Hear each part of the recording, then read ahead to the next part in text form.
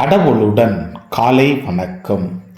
புனித லூக்கா எழுதிய நற்செய்தி 13ஆம் அதிகாரம் 22 முதல் 30 வரை உள்ள இறை வார்த்தைகள்.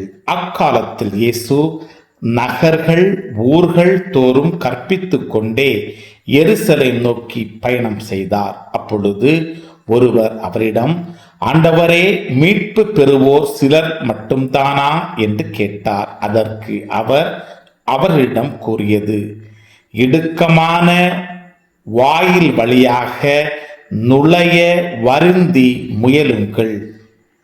ஏனெனில் பலர் உள்ளே செல்ல முயன்றும் இயலாமற் போகும். வீட்டு உரிமையாளரே எழுந்து கதவை திறந்து விடும் என்று கேட்பீர்கள். அவரோ, நீங்கள் எங்கிருந்து வந்தவர்கள் என எனக்கு தெரியாது என பதில் கூறுவார். அப்பொழுது நீங்கள், நாங்கள் உம்மோடு உணவு உண்டோம், குடித்தோம், நீர் எங்கள் வீதிகளில் கற்பித்தீரே என்று சொல்வீர்கள்.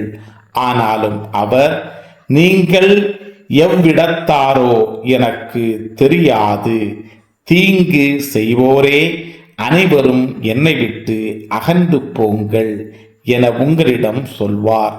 ஆபிரகாமும் ஈசாக்கும் யாக்கோபும் இறைவாக்கினர் யாவரும் இறையாட்சிக்கு உட்பட்டிருப்பதையும் நீங்கள் புறம்பே தள்ளப்பட்டிருப்பதையும் பார்க்கும் பொழுது அழுது அங்கலாய்ப்பீர்கள். இறையாட்சியின் போது கிழக்கிலும் மேற்கிலும் வடக்கிலும் தெற்கிலும் இருந்து மக்கள் வந்து பந்தியில் அமர்வார்கள்.